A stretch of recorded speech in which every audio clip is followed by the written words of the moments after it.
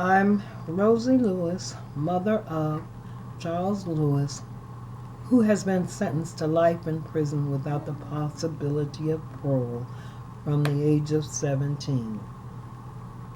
I want to read to you something that happened during the trial when Charles was being convicted. This is the officer who was present and did see his partner get shot. And he tells of this in his testimony. I will begin to read from his testimony. Now, who did you see that were present in this Mark IV? To the best of my recollection, there was a driver and a passenger on the right front side of the car. You had a chance to observe the people in the car, sir. Not in detail, no. But you did observe 3 people in the car, including the driver. Silhouettes, yes. All right. I couldn't determine any detail. Now, what made you say that this car had no headlights? Because it didn't have any headlights on. The car didn't have any headlights on? Did you know when the car turned its headlights on or off? Did you see it? No, I didn't.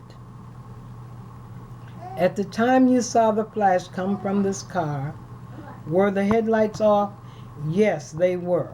Now, at the time you saw what you state in this statement here, that you saw the flash and you heard the shots, was that car directly parallel to the decedent? Yes, it appeared to be. And at that time you saw no other cars at the decedent? No, I did not. And he was directly opposite Mr. Bukowski. Yes, sir. And that's what you saw. Yes, sir. And that's the statement you made to the police. Yes, sir. Now, do you know whether Mr. Bukowski was carrying a gun on him at that time? Yes. What was he carrying? A .38. How do you know? Because when I got to the body, it was my gun. You had loaned him the gun, sir? No, I did not. Well, how did he get your gun? I had it in the car earlier in the night. Had he carried that gun during all the time that you frequented those bars? I did not know. You did not know? Well, how did he get... I see. He took the gun from your car. He was looking at it in the car while we were driving. Without your consent, he took your gun. He looked at it like I said. Well, if you weren't on duty and you were not a police officer, did you have a right to carry a gun? No, I did not. So therefore, you could have let Mr. Sipikowski carry your gun, could you not? Yes, I could have. What happened to that gun, sir? after Mr. Sipikowski got shot, I removed it from his body and gave it to Bill Eichmann. You gave it to whom, sir? Bill Eichmann. Who's Bill Eichmann? He's employed at Audie's salon. What was the purpose of you removing that gun, sir? Prosecutor, I'm going to object. We're getting too far afield. Okay, the lawyer. Okay, Your Honor, I'm not going to dwell on that. The court, very well. I'm not going to dwell too much on that. Excuse me. Okay, you gave the gun to somebody else. Yes, sir. Is that before any police came? I don't recall. How much after that? How much longer after that? You went over to Mr. Sipikowski's body. Did the police come? Minutes or seconds? I'd say minutes. And then they took charge of the matter, yes? Didn't you think that Mr. Sipikowski had been shot in the temple? Yes, sir. It appeared to be on the left. Appeared to be on the left? Yes. In the temple? How many feet was Mr. Sipikowski's body lying from the curb? That would be the south curb of Harper Avenue. How many feet was he lying out into the street on Harper Avenue? He appeared to be quite close, maybe 6 inches, parallel from the curb. Right. Okay, was he lying parallel to the curb or was he at an angle?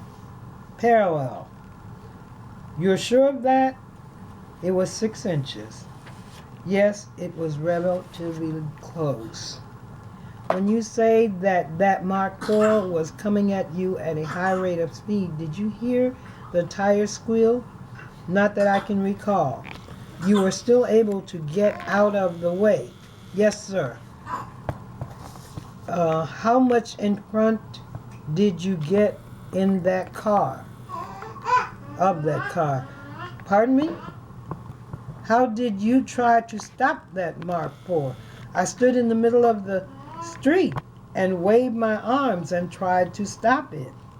Well, if he was going real fast, he would have hit you, would he not? I was far enough away by the time he got to me that I jumped out of the way. How many other men were assisting you in trying to stop this car? I don't recall. Did anybody shoot at this car? Not to my knowledge. Thank you, sir. I have nothing further to say. Is there any redirect? Yes, Your Honor. Redirect from the prosecutor. When you were coming out of the bar, you were not looking in the direction of where Gerald Sipikowski was walking, were you? Yes, I was. You were? Yes. Did you see him when he got shot? Yes. Did you see him fall? Yes. Did he fall right down onto the pavement? Yes, he did. As soon as he was shot? Yes. He was shot and he fell right down. I answered to the best of my recollection. Yes, sir. Did you give a statement on July 31st, 1976 at 11 o'clock a.m. at the Homicide Division? Is that right? Yes. Did you indicate to an officer that you gave the statement to that you heard a shot and you saw Gerald Sipikowski staggering, walking towards the street?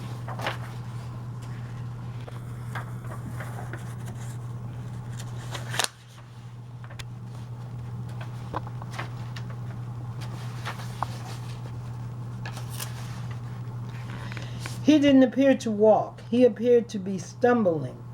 My question is, did you say to a homicide detective on the morning of July 31st that after you heard the shot, you thought that you saw Gerald staggering, walking towards the street?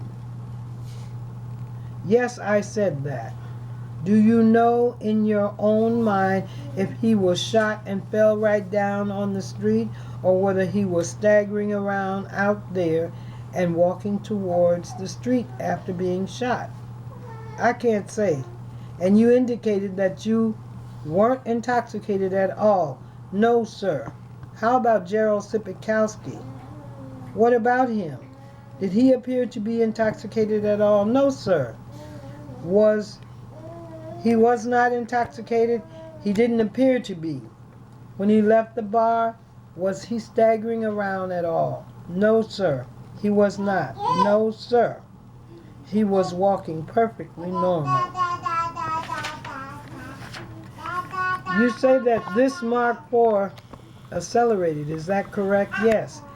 Did it accelerate by any chance after you went out onto the street and were raising your arms and were trying to stop it?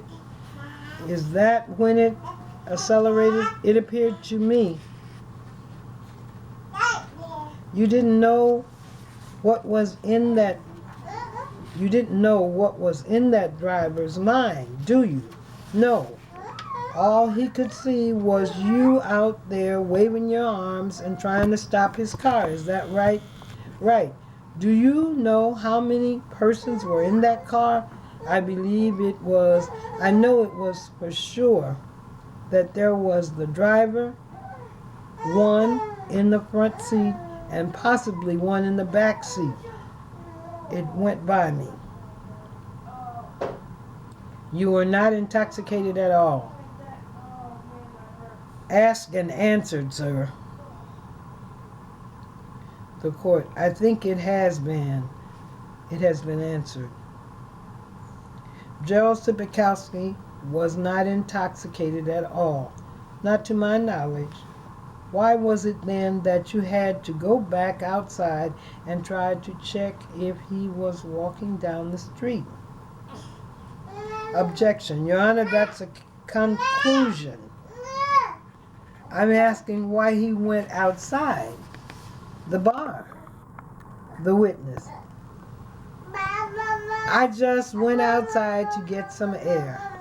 The first time, though, you went to ask him if he wanted a ride. Yes, it was a long way for him to walk 3 blocks. Yes, it was. In his condition. No, I didn't say that. Now, Mr. Antoine asked about a gun being on his person.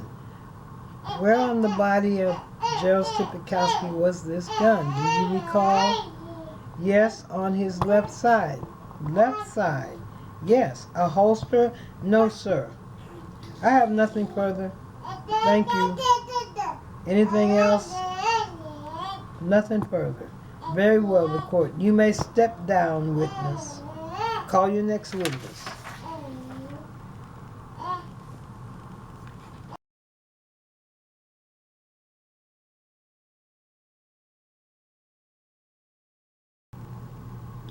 I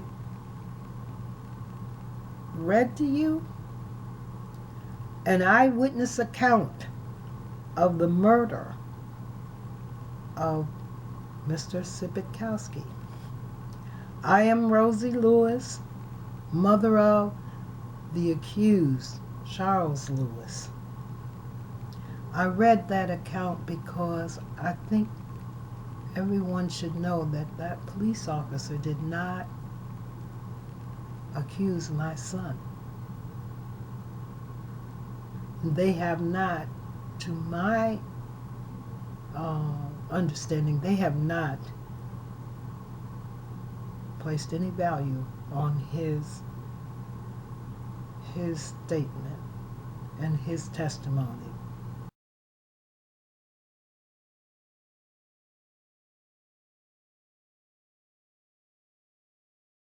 I have always questioned, how would a policeman's words and actions not be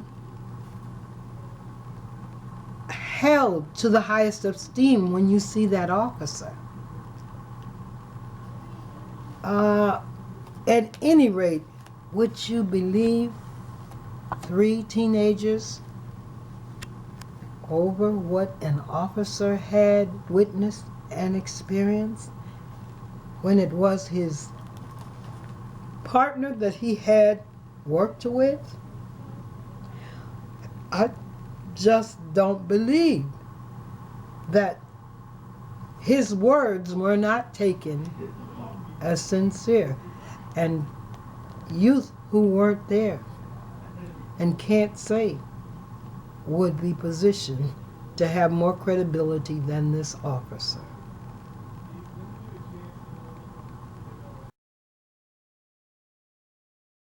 When he talked about moving the gun, he would hit with something, I know, because he knew that was wrong. But he didn't want to leave it there.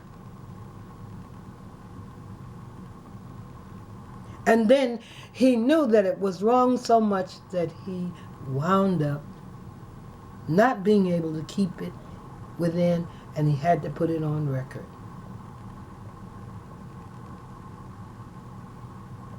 He was dealing with something. Because he didn't want to tell that. They had made him tell it. After I screamed about them holding that, they made him put it on there. Because this is the next day, the following day.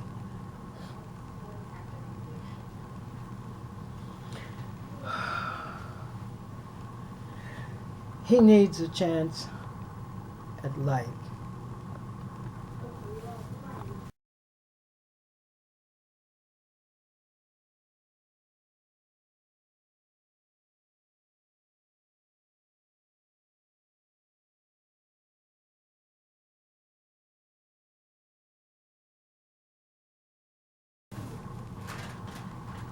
And I think they just got to give him that.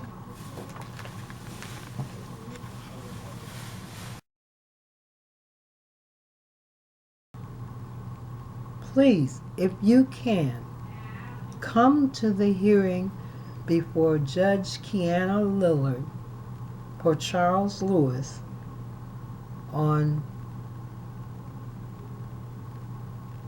Wednesday, April 11th